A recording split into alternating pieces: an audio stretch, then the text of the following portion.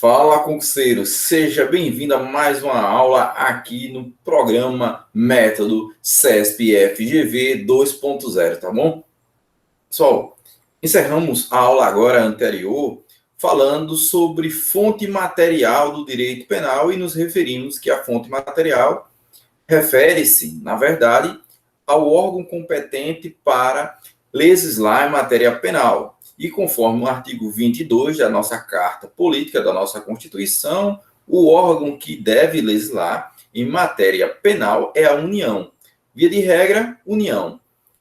Exceção é que, mediante lei complementar sobre assuntos específicos, a União pode autorizar os estados a legislar em matéria penal. Foi isso que dissemos. E passamos agora para estudar a fonte formal do direito penal, certo? Então, já vou compartilhar aqui contigo a nossa tela, os nossos slides, para que você possa visualizar bem melhor aí, bem melhor, o assunto, tá bom? Lá. Fonte material, já falamos sobre isso, e agora fonte formal do direito penal. Só a fonte formal, ela também pode ser chamada de fonte cognitiva ou de conhecimento. Cognitiva ou de conhecimento. Então, mesmo porque a palavra cognição refere-se a conhecimento. Então, você pode encontrar em algumas questões falando sobre essa expressão, a cognição, a fonte de cognição, né? Que são as fontes cognitivas ou de conhecimento. Enquanto fonte material refere-se a quem pode produzir o direito penal, a fonte formal refere-se à forma pela qual o direito penal se torna conhecido, se apresenta, se revela para a sociedade. Certo? E tá aí, o conceitozinho aqui bonitinho para vocês. Fonte formal são os modos pelos quais o direito penal se apresenta, torna-se conhecido no mundo jurídico, de maneira imediata ou mediata. E aí você já observa que, quando eu disse que a fonte de direito penal tinha uma divisão, fonte era gênero, que eu tinha como espécie fonte formal e fonte material, eu tenho agora a fonte formal também se subdividindo em fonte formal imediata e fonte formal mediata, tá certo? A gente tem essa divisão. Fonte formal imediata e fonte formal mediata. A fonte formal imediata é a lei e somente a lei. Lei em sentido estrito. Né? Lei em sentido estrito. Por que lei em sentido estrito?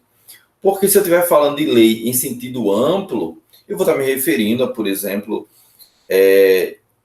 a medida provisória, a alguns atos outros atos normativos, enfim. Não, a lei aqui é lei em sentido estrito. É aquela lei que passa por um processo legislativo, que é aprovado no Congresso Nacional, enfim, com todos os trâmites que você estuda lá com o seu professor de Direito Constitucional, tá bom?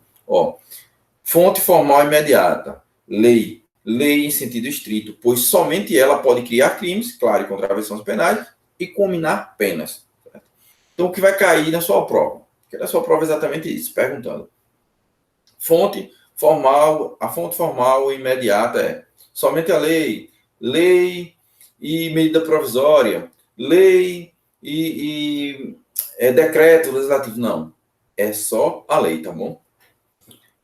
Temos aqui a fonte formal mediata ou secundária, como alguns preferem. Né?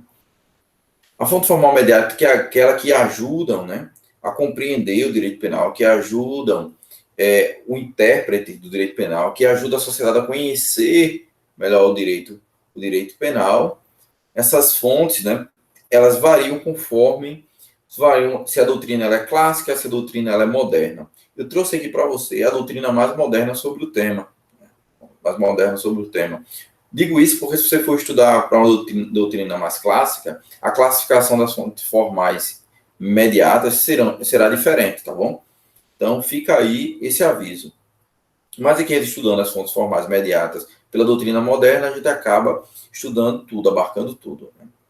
Então, aqui nós temos, como exemplo, a Constituição, Federal, jurisprudência, doutrina, e aí eu já aponto que isso é uma corrente minoritária, né? Minoritária. Temos tratados e convenções internacionais sobre direitos humanos, os costumes, os atos administrativos e os princípios gerais do direito. Agora vamos compreender cada um deles, tá bom? Ó, fonte formal imediata. Pense, Constituição. A Constituição, ela pode criar crimes? Ela pode combinar penas?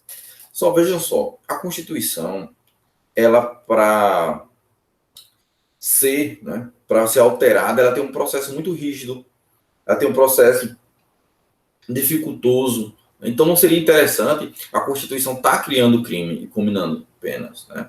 Por mais que não haja um óbice legal, um impeditivo legal na própria Constituição, ela como lei maior, né, ela, em tese, pode criar crimes, mas não é interessante porque imagine você, para criar um crime, você precisasse alterar a Constituição, né?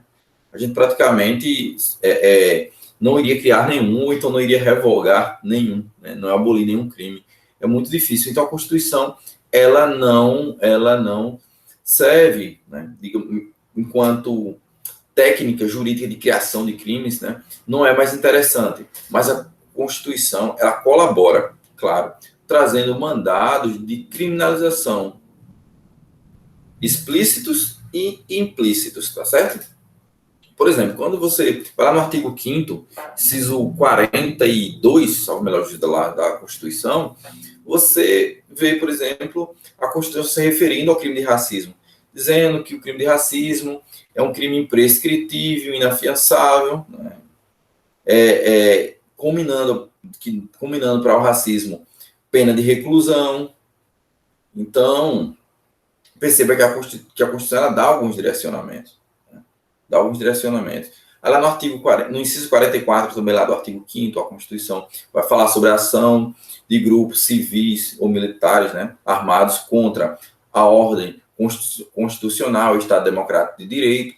Ela vai também tratar que esses crimes são imprescritíveis. Então, ela já começa, a Constituição ela pode, em vários pontos, trazer esses mandados de criminalização para que o legislador infraconstitucional produza um crime específico. Porém, claro, o legislador infraconstitucional, ficar dentro daquele parâmetro que o legislador constituinte determinou. Ele não pode, por exemplo, se a Constituição diz que é imprescritível, não pode o legislador infraconstitucional criar um crime e dizer agora que racismo é prescritível. É essa orientação que traz, esses apontamentos que a doutrina traz acerca da Constituição dentro da perspectiva de fonte formal imediata. Jurisprudência. Ajuda a informar o direito? Sim, né? Sim. Jurisprudência, pessoal, nada mais do que as decisões reiteradas dos tribunais. Quando os tribunais começam a decidir de maneira reiterada determinadas questões, né, elas servem para ser reputadas, aplicadas em casos semelhantes, tá bom? Então, essas decisões reiteradas dos tribunais, que é a jurisprudência, é uma fonte formal imediata do direito penal. E de que maneira a gente encontra isso? Só trazendo como exemplo, lembre-se, por exemplo, lá do concurso de crimes. E vamos estudar também aqui, né? Para quem não estudou ainda, concurso de crimes vamos estudar mais na frente. Concurso formal de crime, concurso material e o crime continuado. Acerca do crime continuado, o Código Penal, ele não traz um intervalo de tempo mínimo entre um crime e outro. Porque no crime continuado, por exemplo, o indivíduo realiza uma conduta criminosa, realiza um segundo crime, certo? Realiza um terceiro crime, e todos os crimes subsequentes são considerados continuação do primeiro delito. Mas ele realiza um hoje, realiza outro amanhã, realiza outro daqui a 10 dias, 15 dias. Qual é o tempo mínimo? O Código Penal não traz. Mas as decisões, né, a jurisprudência vem apontando o lapso ali de 30 dias, né, vem trazendo esse prazo. Então, você percebe aqui mais uma vez, né, a jurisprudência, ela auxiliando no conhecimento do direito penal, certo? A doutrina, e aí eu coloquei já de cara aí, né, que é a corrente minoritária, né, corrente minoritária, porque como bem orienta Kleber Masson e outros doutrinadores, a doutrina, apesar de ela ajudar a esclarecer alguns pontos, acerca do direito penal, das condutas criminais, enquanto sujeito ativo, sujeito passivo, momento consumativo e tudo mais, ela não tem uma força vinculativa, ela não vincula, ela não obriga ninguém. Então, por isso que a corrente parlamentar majoritária não considera a doutrina. Mas aí eu trouxe para efeito de conhecimento, tá bom? Tratados e convenções internacionais sobre direitos humanos. Sim, é fonte formal mediata. Porque saiba que um tratado ou uma convenção internacional sobre direitos humanos, ela pode ingressar no nosso ordenamento jurídico em dois lugares, digamos assim, de duas maneiras. Uma, ela entra com o status, com a mesma hierarquia das normas constitucionais, ou seja, ela entra como se fosse uma norma da Constituição, está lá no topo do nosso ordenamento jurídico. Ou ela pode entrar de maneira infraconstitucional. Pessoal, o que é isso, infraconstitucional? Quando eu digo que um tratado de direitos humanos, ele entrou no nosso ordenamento jurídico com status infraconstitucional, ele entrou abaixo da Constituição, porém acima das normas infraconstitucionais, né, das demais normas do nosso ordenamento jurídico, tá? Então, quando a Constituição ela passa por aquele quórum de votação das emendas, que é ser aprovada em cada casa, ou seja, no Senado e na Câmara dos Deputados, em cada casa, por 2 turnos de votação, sendo aprovada por 3/5 dos votos dos membros de cada casa, aí ela entra com emenda, com status de emenda constitucional. Claro, e aí ajuda a informar o direito, principalmente o direito penal, certo? Pessoal, quanto a essa questão de aprovação, lugar do tratado, o processo de incorporação de um tratado no nosso ordenamento jurídico, isso aí você vai estudar com o seu professor de Direitos Humanos, tá, ok? E professor também de Direito Constitucional, a matéria que você estuda em Direitos Humanos é uma matéria que você estuda em Direito Constitucional, então não se preocupa com isso, tá? Aqui em Direito Penal. Eu só quero que você saiba que os tratados e convenções internacionais sobre direitos humanos nos servem como fonte formal mediata, tá certo? Ou secundária. Os costumes. Só, apesar de termos, né, 3 espécies de costumes, segundo a legem ou segundo a lei, contra a legem ou contra a lei, e o praeta legem, né, só os 2 primeiros são interessantes para o direito penal, traz alguma reflexão, um reflexo maior para o direito penal, tá? O costume conforme a lei, que é aquele interpretativo, é um costume que ajuda o intérprete a compreender alguns dispositivos da lei penal. Por exemplo, o que é quando a gente fala do direito penal, o que é o repouso noturno? Quando é que se dá o repouso noturno? Depende muito, né? Quando a gente falar do crime de furto majorado pelo repouso noturno. Né? Quando é que as pessoas de uma cidade estão no repouso noturno? Depende do costume. Depende do costume daquela coletividade, daquela sociedade. O que eu quero é que você não confunda costume com hábito, né? O costume, ele tem uma perspectiva objetiva, que é a reiteração de atos, e subjetiva, que é uma noção de obrigatoriedade, uma noção já pacífica num pensamento do indivíduo e da coletividade. Né? O hábito não, apesar de ser reiterado, todo mundo sabe que, enfim, não tem qualquer vinculação, né? o que é bem diferente. Tá? Então, o conceito tipo de mulher honesta, enfim, são esses termos vagos que o costume, segundo a lei, vai ajudar o intérprete, né? Mas aí a gente passa para o costume, que é o que mais cai em concurso, que é o costume contra a lei. Né? Costume contra a legem, costume contra a lei. Por exemplo, o jogo do bicho, né? Jogar, né? Você deve conhecer na sua região, na sua cidade, a questão do jogo do bicho. O jogo do bicho é uma contravenção penal, mas todo mundo joga, né? Todo mundo joga. E você pode achar que, pelo fato de todo mundo jogar, ter o costume de jogar, aquilo vai revogar o direito penal. E não revoga, tá? Então, o que revoga um crime ou uma contravenção penal é só a lei. Só a lei revoga um crime ou uma contravenção penal. Então, se você pegar uma questão de concurso, né, dizendo que pelo fato das pessoas jogarem comumente naquela região o jogo do bicho, aquilo ali deixou de ser crime. Não é. Então, o costume não revoga nenhuma lei penal, tá bom? Então, tenha atenção para isso, é o que despenca em concurso público, só essa perspectiva, né? Que costume ele não revoga, né? O costume contra a lei, ele não revoga a lei penal, né? A lei penal só é revogada por uma outra lei penal, claro, por outra lei.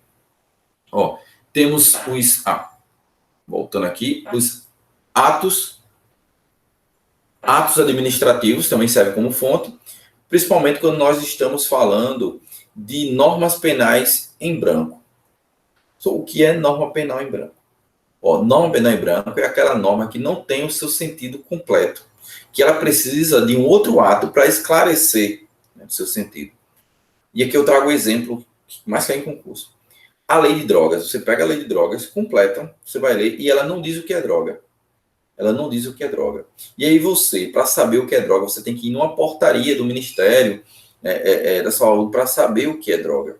Você vai lá na portaria da Anvisa e vê lá o que é droga. Lá está definindo o rol das substâncias que são consideradas drogas, certo? Então, os atos administrativos, eles servem para compor o direito penal quando as normas de direito penal, né, são o que denomina de normas penais em branco. Então, aí, eu pego uma norma penal, um ato normativo para explicar aquele sentido, certo?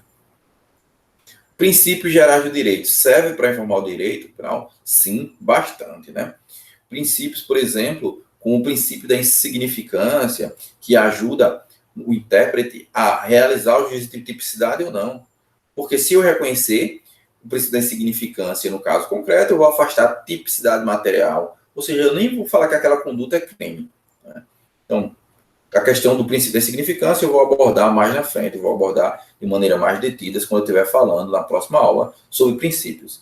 Mas o que eu quero é que você tenha em mente, decore isso, tatue se for possível, tire um print disso aqui, bota na tela do seu celular, né, e decore isso, porque o que cai é essa sistematização aqui, que cai. Do que eu lhe falei na aula, decore isso aqui, ó. Fonte, gênero, que você tem como espécie, aí você está vendo. Fonte material e fonte formal, tá? A fonte formal ela se divide em fonte imediata e fonte imediata. Fonte imediata e fonte imediata. A fonte formal imediata é a lei e somente a lei. A fonte formal imediata é a Constituição, jurisprudência, não tem discussão quanto a isso. A doutrina, corrente minoritária. Então, acho pouco provável que caia uma prova para você, tá bom? Tratados e convenções internacionais sobre direitos humanos, os costumes, tá? Atos administrativos e princípios gerais de direito, e isso, claro, isso conforme uma doutrina moderna, tá certo? Eu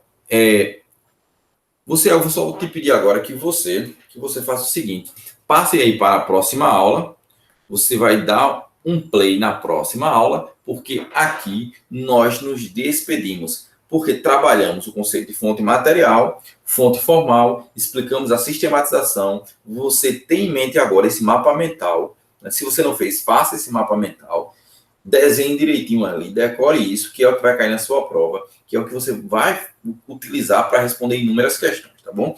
Então, aqui nós nos encerramos. Tenha um bom dia, uma boa noite, uma boa madrugada, um bom feriadão, enfim. Tenha uma boa vida, estudo, foco, força e vamos continuar no próximo bloco, na próxima aula, tá bom? Tchau, pessoal. Falou, uma boa noite.